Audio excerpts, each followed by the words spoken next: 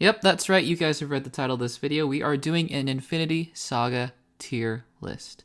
As of the recording of this video, this is going to be one of the last Infinity Saga videos that I do, maybe for a little bit.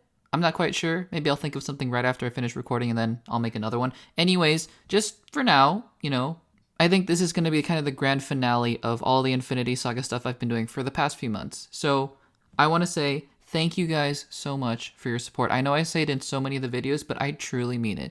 It has been such a joyride to be able to make these videos, to review each and every single one of the 23 MCU movies in the Infinity Saga, and then just be able to share my opinions and thoughts on them. And being able to do these tier lists and being able to do these rankings, it has just been such a pure joy. So again, thank you guys so much. Also, as of the recording of this video, I have no idea when Black Widow is coming out. I don't even know if it's gonna come out in theaters or if it's just gonna go straight to Disney+. I have zero idea. That being said, this is not an MCU tier list. It is an Infinity Saga tier list. As more and more MCU properties come out, I'm sure I'm going to be making an updated tier list with just all the Phase 4 and Phase 5 stuff, but this video is purely and specifically the Infinity Saga, those 23 films. Disclaimers. A, there are going to be tons of spoilers in here. You guys already know that. B, I may not be going as in-depth with some of these movies as I would with the Infinity Saga ranking video, for example, and it's just because I have already talked about them. So if you guys want to see my individual in-depth thoughts, well, A, watch the reviews, or B, watch the Infinity Saga ranking video. And C, like I say with all these videos, this is just my opinion. Your list does not have to match mine. It is just my opinion and based on what I think about these movies. Because you guys all have different opinions about the movies, and that is great. So, without further ado, if you haven't subscribed already, make sure to subscribe to support the channel, and let's get started. Oh, I guess I should probably mention the rating system. So, okay, we'll get to the Incredible Hulk a little bit later, but I just want to mention that in this case, C does not mean bad. And you're going to see a couple of films in there that you may not like being in the C tier. C doesn't mean bad. C is average. I just want to point that out before everyone starts yelling at me in the comments. Okay, now let's get started. Starting off with Ant-Man and the Wasp, which I'm going to put in the B tier. I think Ant-Man and the Wasp is a genuinely good time. It's a really fun movie. I've said this so many times, you guys have seen this, but I think there's a lot to like in this movie. First of all, Paul Rudd, amazing. Evangeline Lilly, pretty good. Michael Douglas, Lawrence Fishburne, the rest of the supporting cast is okay. And I think Ghost is alright, I think. It may not be the best MCU movie ever created. It may not be the best movie ever created, but you know what? It is a good time. And that's all I'm looking for, really. Ant-Man is also going in the B tier. Ant-Man laid the groundwork for everything good in Ant-Man and the Wasp. I think Ant-Man 2 did a lot of the things that Ant-Man did, just a little bit better, but still that doesn't mean Ant-Man isn't a bad movie. I think Ant-Man is a very consistent franchise. And so I'm going to put Ant-Man in the B tier as well. Again, I think Paul Rudd's comedy is brilliant, the action is pretty inventive, and it's a fun movie all around. I know the villain, Yellow Jacket, I know I hate Yellow Jacket, but still, what can you do? Again, it's a fun time. Avengers Age of Ultron is going in the C tier.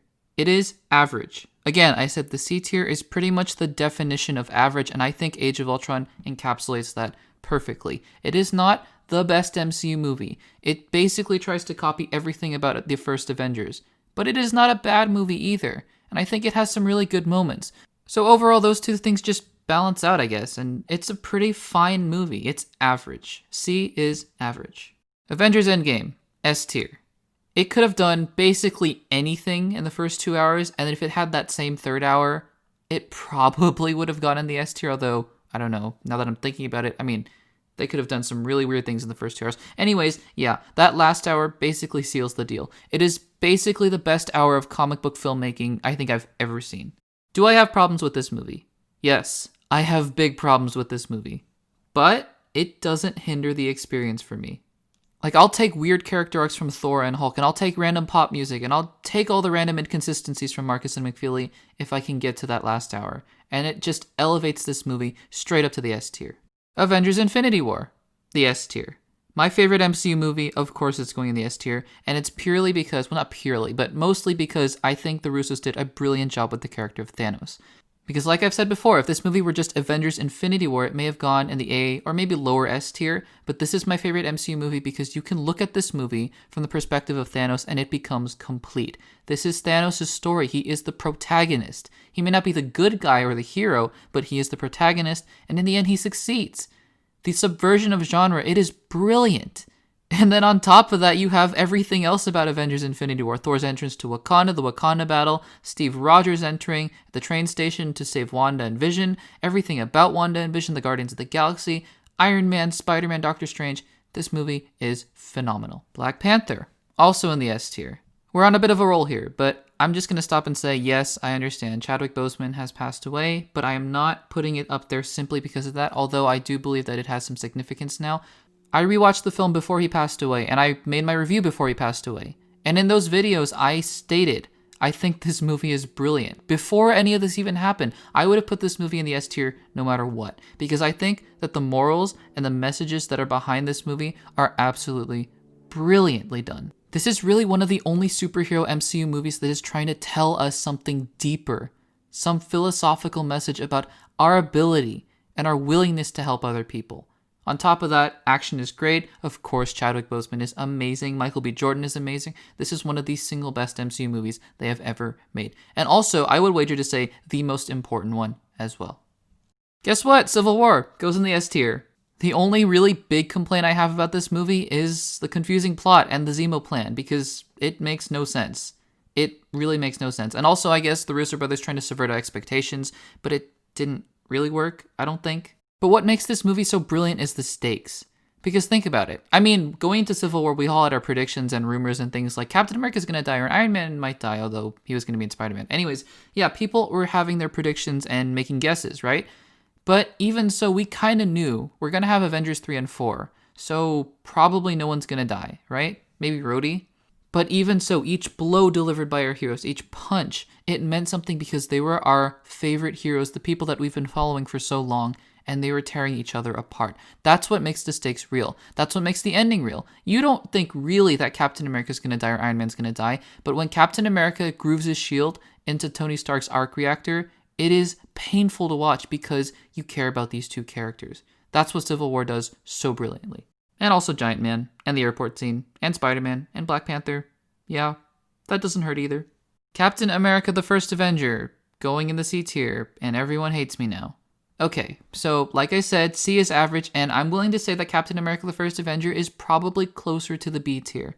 I'm going to put it here because while it does a lot of things really well, in the grand scheme of things, while it is, I agree, an underrated comic book movie, I also think it is pretty average in the grand scheme of things. Again, for its time, being in Phase 1, introducing these characters, the character of Steve Rogers, Peggy Carter, Bucky Barnes, it did it brilliantly. But hindsight is 20/20, and just looking back at this movie, it is kind of average because it follows that generic Marvel origin story formula. That's not the movie's fault, but I am looking at this in hindsight. So yeah, I'm just gonna put Captain America the First Avenger in the C tier. I understand if you disagree with me, I totally get it. Just be respectful in the comments down below of everyone's opinions, and we'll all have a good time. Well, now I just lost all credibility because Winter Soldier going in the A tier. Yep, I know it should have gotten the S tier. It's the best MCU movie. I know, I understand. I get it. People are different, and I love this movie. I really do. And I think it does a lot of things superbly well. I just also think, I've said this so many times now, but there's something missing for me. There's that little bit of extra that's missing for me, like the difference between that movie and Endgame. Again, I acknowledge a film like The Winter Soldier is a brilliantly made movie, but there's just nothing that calls me back to it, if that makes sense. Maybe that's just me, and I totally understand. I'm not afraid to be in the minority on this, so I'm going to put The Winter Soldier in the A tier. And it's the A tier. Like, if C is average, A is way above average. Anyways, you guys are going to let me have it in the comments. I get it. I understand. I'm ready for it. Captain Marvel, C tier.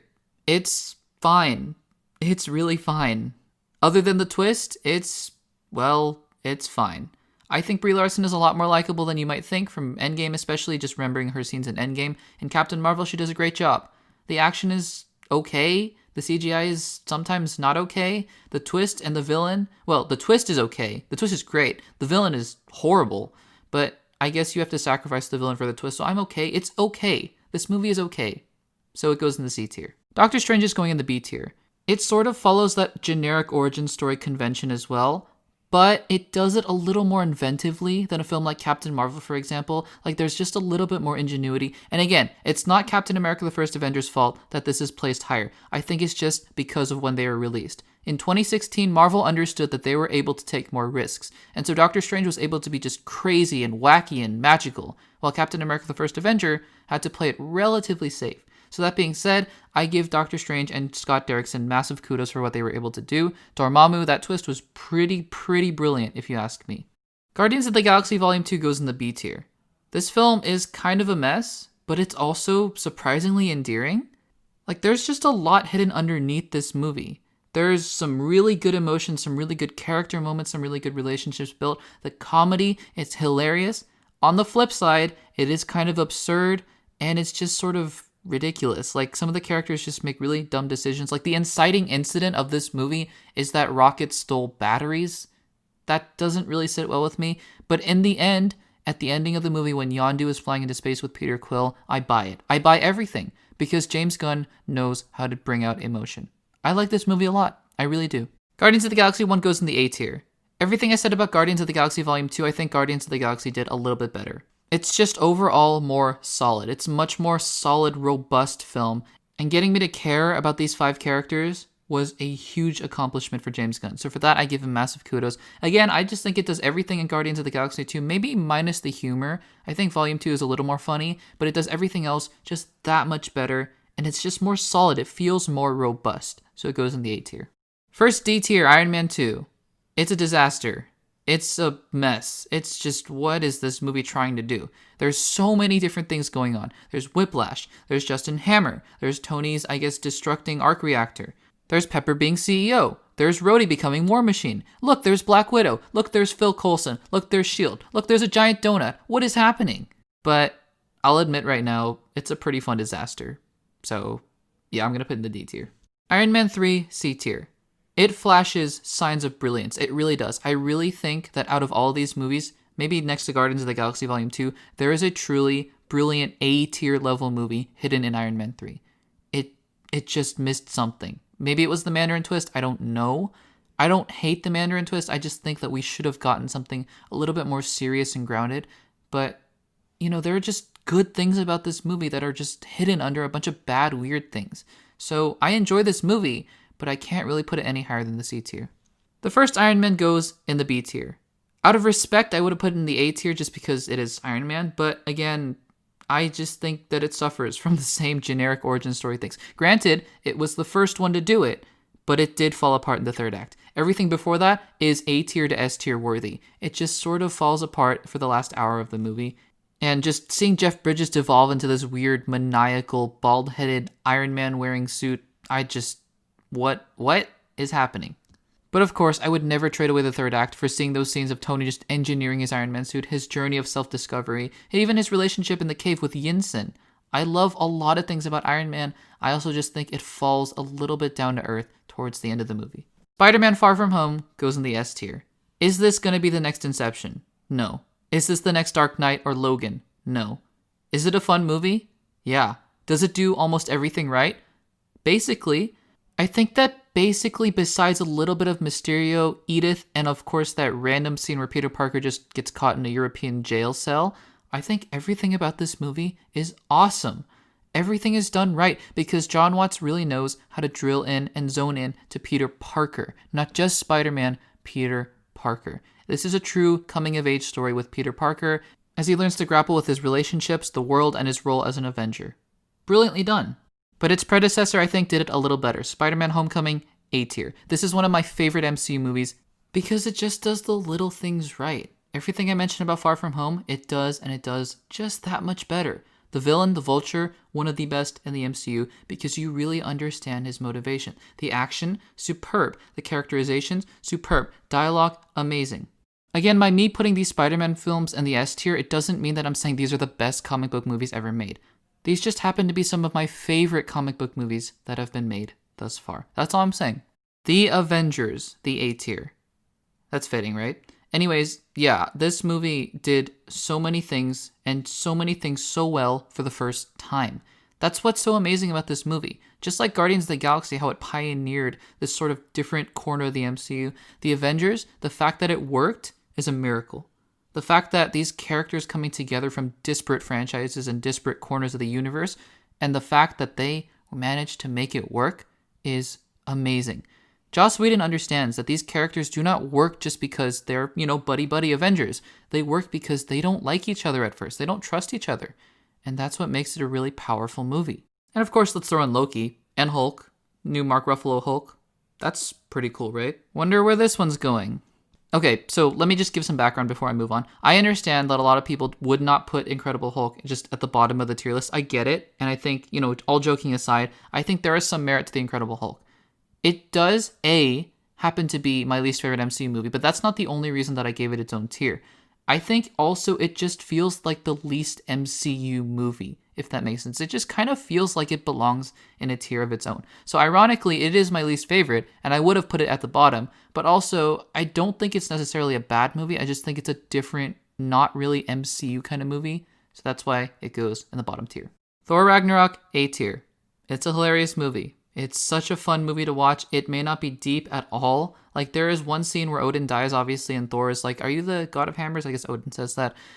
I guess that's Taika Waititi trying to attempt to be heartfelt. He does it a lot better in a film like Jojo Rabbit, but in Thor Ragnarok, it's okay. It's fine, but you're really there for the comedy, the laughs, the absurdity, just how fun the improv is. So Thor Ragnarok is a genuinely amazing time. It just doesn't do that extra 10% to make it feel like a complete package. It just feels like a comedy, which is fine. It's a great comedy. Thor the Dark World goes in the D tier. It's, so bland. I don't know how else to describe it. If Captain Marvel was just fine, this movie is so bland. So, yeah, I just don't know where else to put it. It goes in the D tier. And finally, Thor also goes in the D tier. At least Thor tried to go for something. Granted, that something did not work at all for me. Like, trying to mesh Asgard and Earth, it really, really didn't work. What works really well about Thor Ragnarok is the fact that they just go for it. They go to space, they don't return to Earth, and that really, really, really did work. Thor 1, they tried a lot of things. Not a lot of it worked for me, so it goes in the D tier. And that is the MCU Infinity Saga tier list, in my opinion, at least. So what do you guys think of the Infinity Saga tier list? Let me know in the comments down below, and give me your thoughts and your opinions, and maybe your own tier list as well.